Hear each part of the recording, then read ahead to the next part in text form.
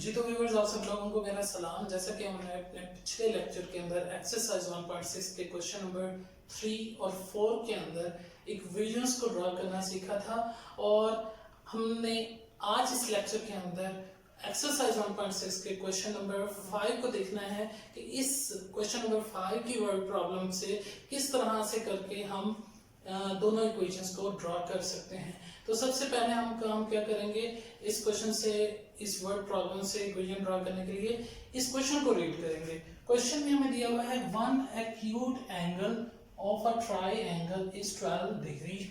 अब मैं इससे पहले कि इस इबारत को कंप्लीटली पढ़ूं, मैं आपको बताता चलूं, एक्यूट एंगल्स वो एंगल होते हैं जो 90 डिग्री से कम के होते हैं। तो अब दोबारा से रीड करता हूं, one acute angle of a triangle, एक ट्राइएंगल है और उसका एक एक्यूट एंगल है वो 12 डिग्री ज्यादा है, मोर का मतलब ज्यादा है, then twice the other acute angle. ठीक है, find acute angles of the right triangle. अब इस पूरे क्वेश्चन को रीड करने के बाद एक बात हमारे जहन में आती है कि ये जो क्वेश्चन जिसके बारे में बात की जा रही है, इसमें जो ट्राइएंगल है वो एक राइट ट्राइएंगल है, और राइट ट्राइएंगल एक ऐसी ट्राइएंगल होती है कि जिसके अंदर कम से कम एक जो है 90 डिग्री का एंगल होता है। अब देखें, अब राइट ट्राइएंगल है, इसमें एक तो एंगल हो जाएगा 90 डिग्री का, बाकी के जो दो एंगल्स होंगे वो एक्यूट एंगल्स होंगे।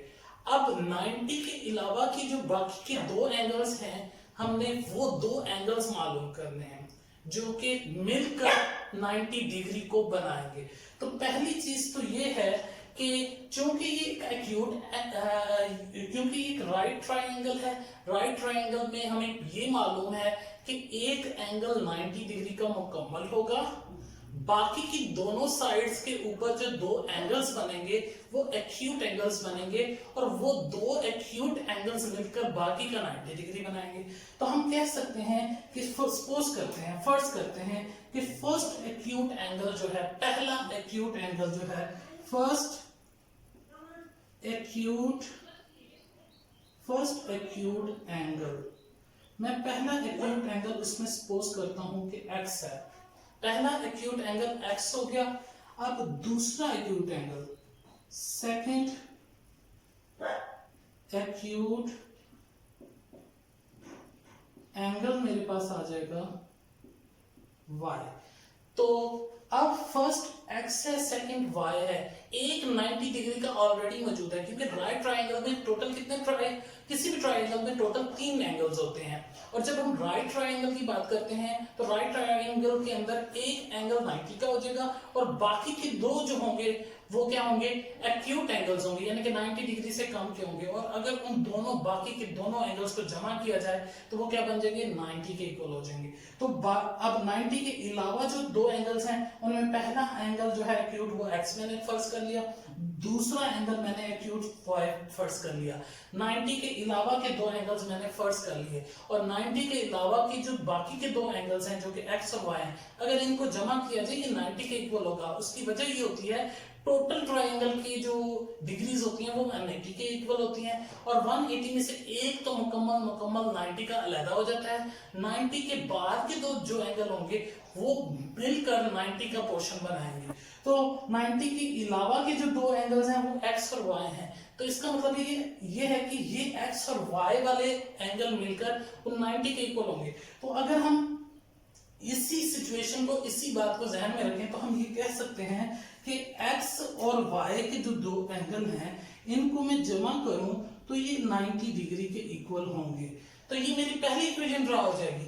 इस तरह से करके मेरी पहली इक्वेशन ड्रा हो जाएगी। एक दफा फिर बताता चलूं, कोई भी ट्राइएंगल 180 डिग्री के इक्वल होती है, और जब हम राइट ट्राइएंगल की बात करते हैं तो इसके अंदर एक एंगल मुकम्मल 90 दर्जे का होता है, और अगर वो 90 डिग्री का एंगल के अलावा जो दो एंगल्स हैं उनकी बात करें तो वो एक्यूट एंगल्स होते हैं, यानी कि 90 डिग्री से कम के होते हैं, और उन दोनों 90 डिग्री के अलावा के जो दो एंगल बचे हुए होते हैं उन दोनों एंगल्स को जमा करें तो वो एग्जैक्टली 90 के इक्वल होने चाहिए। तो 90 डिग्री के अलावा के जो दो एंगल्स हैं राइट ट्रायंगल्स में, वो हमने एक एक्स फर्ज कर लिया, एक वाई फर्ज कर लिया, और फिर हम अगर इन दोनों को जमा करें तो वो 90 डिग्री के इक्वल होने चाहिए।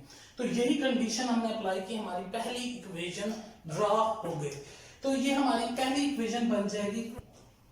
इसमें क्वेश्चन नंबर 5 में एक्सरसाइज 1 जी। तो व्यूअर्स आगे बढ़ते हैं। अब हम इसी क्वेश्चन की जो है सेकंड इक्वेशन को ड्रा करते हैं। सेकंड इक्वेशन को ड्रा करने के लिए अब हम इसकी स्टेटमेंट को रीड करते हैं। इसमें कहा गया one acute angle of a triangle, एक एक्यूट एंगल है इस ट्रायंगल का, वो 12 more than twice the other acute angle.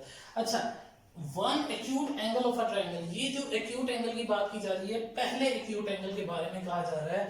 ये जो फर्स्ट एक्यूट एंगल है जो कि हमारे पास है x, इस x के बारे में कहा जा रहा है, ये x इज इक्वल टू है किसके, 12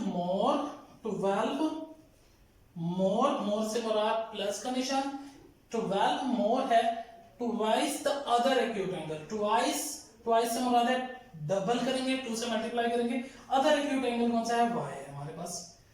तो ये हमारे पास इक्वेशन यूं बन जाएगी कि one acute angle x is equal to किसके है, 12 मोर देन को मतलब प्लस का निशान, twice the other acute angle, twice इससे मुराद है 2 से मल्टीप्लाई करने किसको, अदर एक्यूट एंगल हमारे पास y है। तो ये इक्वेशन बन जाएगी x is equal to 12 plus 2y।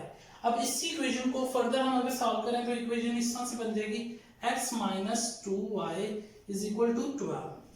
तो ये हमारे पास इक्वेशन नंबर 2 हो जाएगी, जिसको हम यूज करके अपना बाकी का सवाल हल करेंगे, यानी कि क्रैमर रूल और मैट्रिक्स इनवर्स मेथड को यूज करके हम इन्हीं दो इक्वेशंस को इस्तेमाल करके हम इस क्वेश्चन को कंप्लीट करेंगे। पहली इक्वेशन ये रखेंगे, दूसरी ये रखेंगे, मैट्रिक्स इनवर्स से सॉल्व करेंगे, फिर उसके बाद क्रैमर रूल से सॉल्व करेंगे और अपने जवाब निकालेंगे। इंशाल्लाह हम अपने नेक्स्ट लेक्चर के अंदर एक्सरसाइज 1.6 के क्वेश्चन नंबर 6 को देखेंगे कि उसमें किस तरीके से इक्वेशंस को ड्रा किया जा सकता है। Thank you.